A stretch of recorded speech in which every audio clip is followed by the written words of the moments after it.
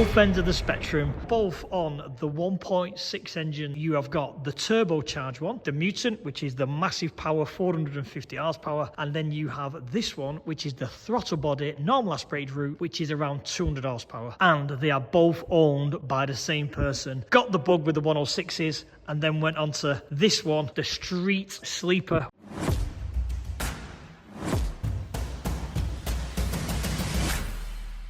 What we'll do is we'll start by looking at, and then we'll spend a bit of time and go out for the drive in this machine. First thing, I'm a big fan of registration plates. So anyone who was from the Max Power era, this shell was originally built for the Max Power magazines. This was the very first MI16 engine in a 106 ever done, and the registration plate was J18 Pug. So this is obviously, as you can see, completely bog standard 106 Mardi Gras. Nothing fancy about it at all. It's all sun bleached. The lacquer on the roof is all peeling. The arches are starting to bubble a little bit on this side. The exhaust is a little bit, again, shows a little bit more. It has the obligatory 6x9s. Anyone who remembers back in the day of the Max Power era will know every car had to have a set of 6x9s. Nothing much really to show because it is a sleeper. It's his daily driver.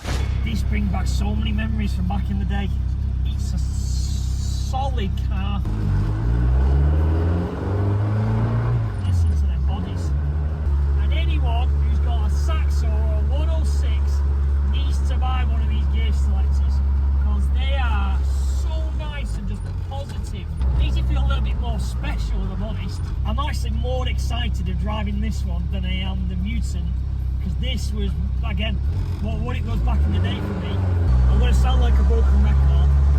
I can't get over this selector. It's just lovely to change gear with. Right, let's have a listen to them little bits. Let them go off a little bit. Listen to that!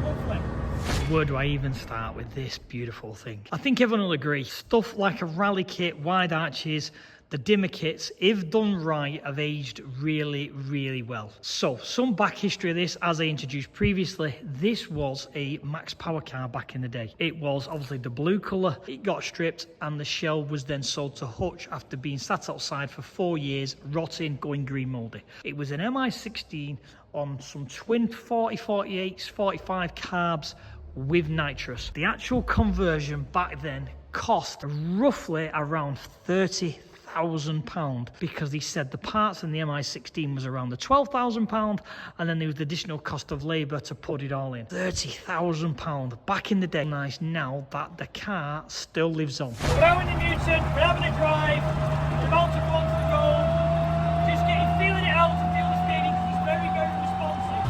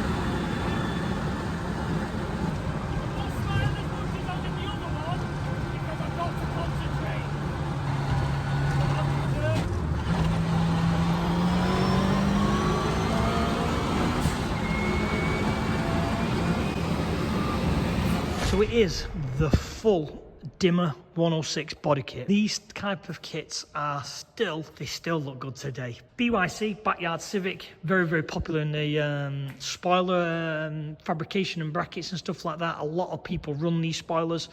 It's got custom one-off carbon boot lid, perspex all the way around, tinted rear lights, very much the max power era. The lovely engineered exhaust. We'll get underneath and have a look at some of that because it does have a very trick suspension setup on this car. Rusket Fab makes these lovely little push button setup here to lock your top of your windows in. At speed, the tops of the doors always pull outwards, so that there is to kind of lock the doors into place. So these are Focus RS calipers and discs which have been adapted to fit. And then let's go round the other side so we can have a better look. It is on giant AP 4 pots on the front. As a track car, you always need fantastic brakes. These are one-off carbon headlights. Again, I was told only one set was ever made, and that's these ones. And then these things, which are for the Race Logic GPS. The stance, the presence, this car looks absolutely stunning. And then you've got the bonnet, which again is full carbon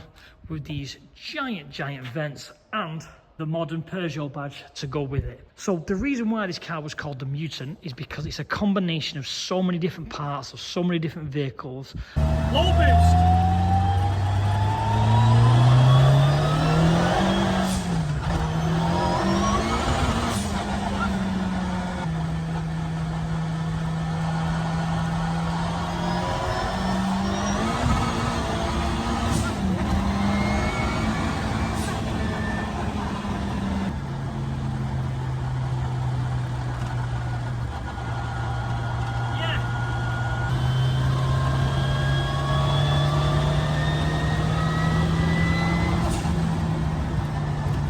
So as you can see, a pretty interesting setup under here. So as I said previously, this is the 1.6 engine, which came in obviously Saxos, 106s. It's now currently in like the C2s. This makes around the 200 horsepower mark. Interesting things about this, which again I'm learning, is what they do on these things are, they move the engine over 20 mil. So if you look how much clearance is down here, I'll show you quickly on the Mutant to understand and see. There's hardly any room. Now, the reason for that is because they kind of assist with weight distribution. Obviously, these were raced in abroad where they were left-hand drive. So obviously, when you're left-hand drive, it evens the weight out with obviously the gearbox. With it being obviously right-hand drive for the UK, the engine's over that side and the weight's all on that side. So they try and move them over a little bit to distribute a little bit more weight and allow it to be a bit more in the middle. So things to pick up on this one are, it's on an Edwards exhaust manifold, a Casso gearbox, it's got a Quaife diff in it. As for the engine, fully built with steel rods, high compression pistons. It's obviously on Gemby throttle bodies with a billet manifold adapter, all basically done by Satchel Engineering. They're still manufacturing parts for these engines because, again, anyone who follows the C2s will know there's like a C2 Cup challenge. So these engines are still being raced today, hence the development still going on. So all the magic and obviously all the enjoyment is in the engine bay.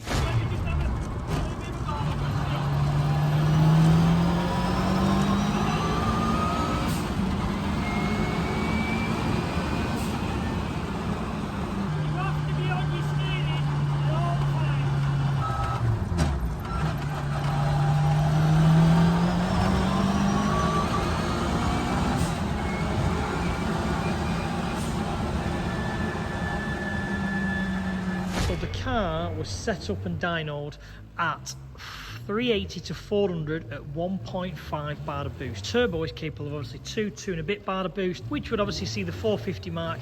But obviously with this being a track car, you don't need that type of power. We've been front wheel drive.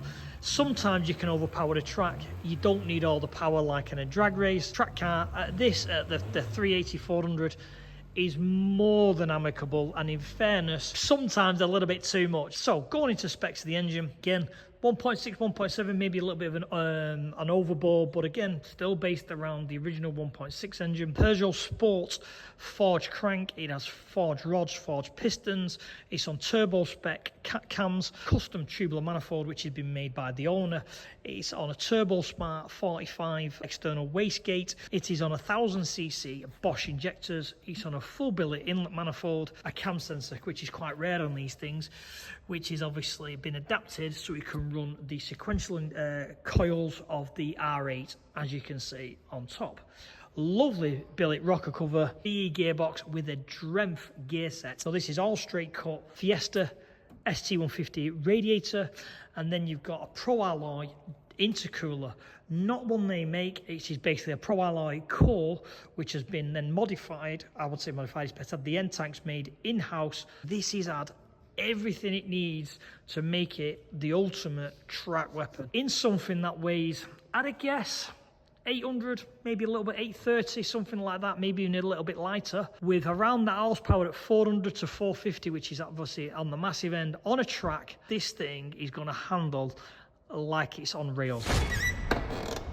Squeaky door, standard French. Anyway, so on the inside, you've got a 106 cup interior or sport interior, which they never came in the UK, I'm told. This came as a bare shell, so what he's had to do is he's had to find every single bit of the interior, roof lining, door cards, you name it, he's had to find. So everything's been retrimmed and cleaned up. Carpets, obviously, that I think it was 20 quid, he said, off his mate. Again, not really much to show in here, because obviously it's a daily. And this then is the selector. So as you can see, you have the rod which goes forward, which goes to that bracket on top of the box.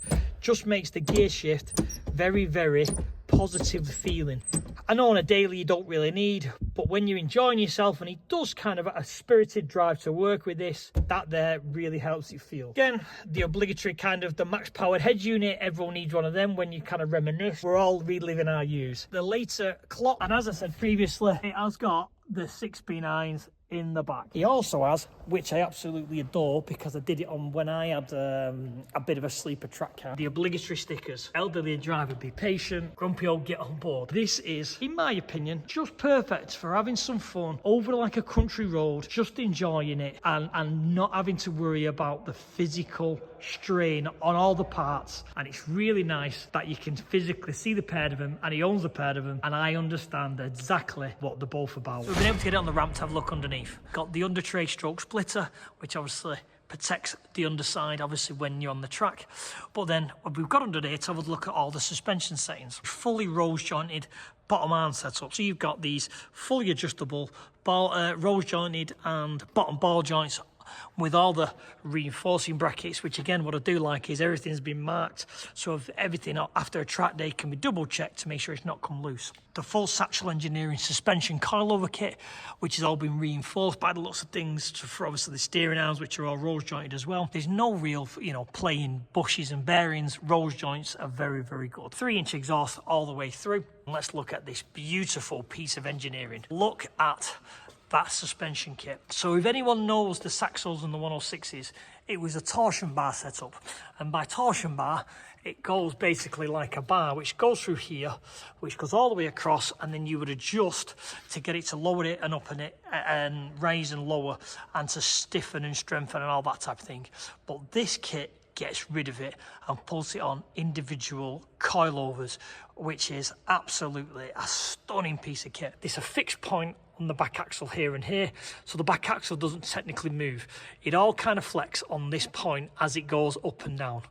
That pushes on this pivot, which then pushes this pivot along, and it all kind of articulates on this point, so it goes like so.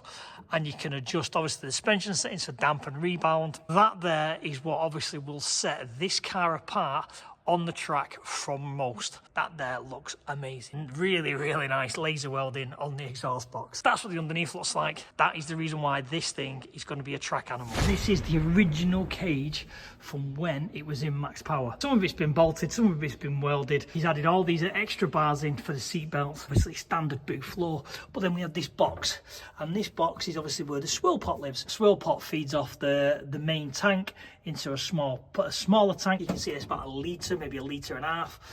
And then that stops obviously fuel slosh when doing hard cornering. Nice little compartment, all boxed away for safety, because part of some kind of regulations, especially now I've seen with some of the drag lads, where you have to box any kind of fuel system in. If anything does go wrong, it's all contained. Safety's got to be a priority with these cars. So in here, it runs the full ECU Masters package.